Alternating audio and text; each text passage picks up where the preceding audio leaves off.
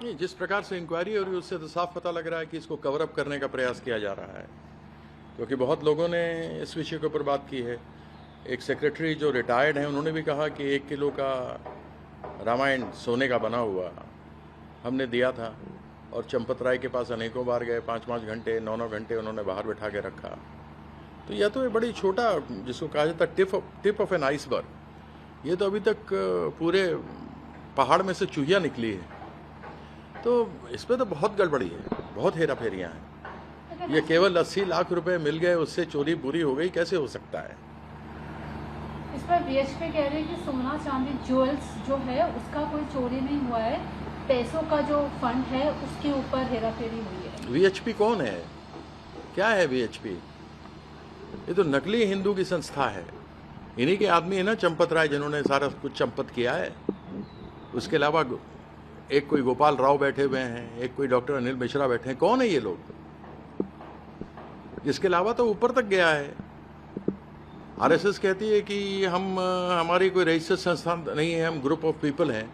इतने बड़े बड़े मकान ये सब कहाँ से कैसे इन्होंने खड़े कर लिए? यह तो बहुत बड़ा प्रश्न है, इसके ऊपर तो कार्रवाई होनी चाहिए। ये कहते हैं कि राजनीति नहीं करने। जो लोग राजनीति सत्ता में ही राम के नाम पर आए, आज उसी के चोरी कर रहे हैं, उसी की डकैती हो रही है। तो डकैत भी शर्मा जाएं। नटवर लाल हुआ करता था पहले, वो नटवर लाल भी इनको देख के शर्मा जाए कि ये तो हमसे ही बड़े नटवर लाल निकले। तो ये सब चीज़ें तो सारी छुपाई जा रही हैं, लोगों से दूर रखा जा रहा है। सर, इस पर वीएचपी का कहना है कि Champat Rai being general secretary of the trust, उन्होंने वीएचपी ने सिर्फ इतना काम किया था, उसके बाद वीएचपी का कोई भी रोल नहीं था प्राण प्रतिष्ठा से लेकर किसी भी चीज में। वीएचपी जो मर्जी कहता रहे। वीएचपी ने अभी तो जो 1400 करोड़ बाहर से पैसा आया था, जिसमें लोगों ने सोना चांदी जेवरात सब दिए थे राम मंदिर बनाने के लिए, उसका हिसाब कहाँ है? ये सारी चीजें तो इन पे बड़े बड़े प्रश्न लगते रहे हैं, बहुत बड़ा प्रश्न चिन्ह है इनके ऊपर। वो सारा माल कहाँ गया, किधर चला गया? कोई इंक्वायरी नहीं हुई उसके ऊपर। और जिस आदमी ने 2021 में कहा था कि यहां पर चोरी हो रही है, तभी क्यों नहीं एफआईआर करवाया गया? एसबीआई ने कहा स्टैंडर्ड ऑपरेशन क्या, प्रोसीजर क्या होना चाहिए, वो भी नहीं यहां चला। इन लोगों की अपॉइंटमेंट कैसे हुई जो लोग बाहर से आए? ट्रस्ट किसने बनाया? सुप्रीम कोर्ट के कहने पर, प्रधानमंत्री के आदेश पर एचएमओ की तरफ से हुआ। ये लोग तो उन्हीं के बैठाए हुए हैं। और प्रधानमंत्री कार्यालय से जब प्रश्न पूछे जाते हैं तो चंपत राय कहता है मैं जवाब नहीं दूंगा।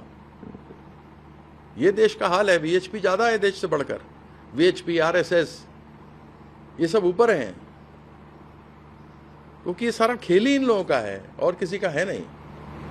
और इस पूरे मैटर को लेकर राम टेम्पल ट्रस्ट की कल एक बड़ी बैठक होने वाली है चंपत राय के रेजोल्यूशन के बाद। इस बैठक में वो लोग देखेंगे कि क्या रहा, कहाँ चूक हुई, क्या अब आगे स्टेप लेने हैं। अरे कुछ नहीं है, सब मीटिंग क्या मीटिंग, पहले ही खत्म कर देना चाहिए था। इन लोगों को पुलिस कस्टडी में क्यों नहीं लिया गया? चंपत राय को तभी क्यों नहीं लिया गया? अनिल मिश्रा को क्यों नहीं लिया गया? गोपाल राव को क्यों नहीं लिया गया? और वहां के जो ट्रेजरर हैं उनसे तो कुछ पूछा ही नहीं आपने। ट्रेजरर जिसको लेखा जोखा रखना होता है, उसने क्या किया? 40 दिनों में 70 बार सीसीटीवी के ऊपर चोरी होती हुई दिखाई दी गई है। शुरू से मालूम है। जिस दिन पकड़ा गया, अगर चंपत राय लेकर गए पुलिस को और 70 लाख रुपए या 80 लाख रुपए पकड़े गए, तो उसी दिन एफआईआर क्यों नहीं हुआ? वीएचपी वाले कहते हैं जहां से पैसा लिया था वहां वापस पैसा कर दिया। अपने घर में पैसा ले आया और फिर ले जाकर के वापस रख दिया, तो मतलब चोरी नहीं हुई। ये किसको बेवकूफ बना रहे हैं? देश में कोई कानून है या नहीं? या वीएचपी के लिए और बीजेपी और आरएसएस के लिए अलग कानून है? ये मुसोलिनी का राज है क्या? हिटलर का राज है ये? मानसून सेशन 20 जुलाई से शुरू हो रहा है, जो कि 13 अगस्त तक रहेगा। आप कैसे देख रहे हैं कि क्या इशू रहेंगे, क्योंकि डिलिमिटेशन और वन नेशन वन इलेक्शन की भी बात हो रही है। हाँ, अगर इन्होंने किया है तो लगता है 362 के आसपास आना चाह रहे थे। खरीदा है, डराया है, धमकाया है, ये सब किया है। इनको 2/3 तो मेंबर चाहिए। इसी कारण से तो 1 सप्ताह लेट हुआ, अन्यथा 13 जुलाई को होना था। तो ये सारा चीज़ करना चाह रहे हैं बचने के लिए, क्योंकि इनके पास रास्ता नहीं है। जैसे मुसोलिनी के पास रास्ता नहीं था और हिटलर के पास नहीं था, इनके पास भी नहीं बचा हुआ, इसलिए डेस्परेट हैं। Sir, Chandrima Bhattacharya state president of TMC, उन्होंने रिजाइन कर दिया अपने सभी पदों से, ये बोलकर कि इतनी लॉयल्टी के साथ हम काम कर रहे थे, लेकिन ममता बनर्जी इतनी क्वेश्चंस कर रही है तो हमारी डिग्निटी पे सवाल हो रहे हैं। अगर आप इतने डाउटफुल रहोगे, इतने लंबे समय से आपके लिए काम किया, अगर इतने डाउटफुल आप रहोगे, so there is a no need to stay in TMC party as to show their role. आप कैसे इस रेजिग्नेशन को समझ रहे, क्योंकि टीएमसी से कई लोगों ने रिजाइन किया है। वो तो सिर्फ डर है, लालच है, सत्ता की भूख है, इसके अलावा कुछ नहीं है। जो लोग इतने सालों से सत्ता में रहे वो भूखे हैं, कुछ ने हेरा फेरी की है, बदमाशी की है, इसलिए भाग रहे हैं। आप देखिए ना, ये पूरा खेल तो बीजेपी की तरफ से किया जा रहा है, बीजेपी के कार्यकर्ता कर रहे हैं, उनके नेता उनको बता रहे हैं करने के लिए। अभी एक बिजनेसमैन थे, उनके ऊपर अंडे मारे बीजेपी वालों ने, उनके ऊपर तो केस कर दिया, लेकिन जो जनप्रतिनिधि हैं, एमपीज हैं, उनके ऊपर अंडे मारे जा रहे हैं, उनके ऊपर गुंडा एक्ट क्यों नहीं लग रहा है? यह तो स्वतः स्पष्ट है। डराया जा रहा है, धमकाया जा रहा है और उसके बाद पैसा दिया जा रहा है। जो ये सब भी नहीं मान रहे, उन पर ईडी सीबीआई लगा दिया जा रहा है।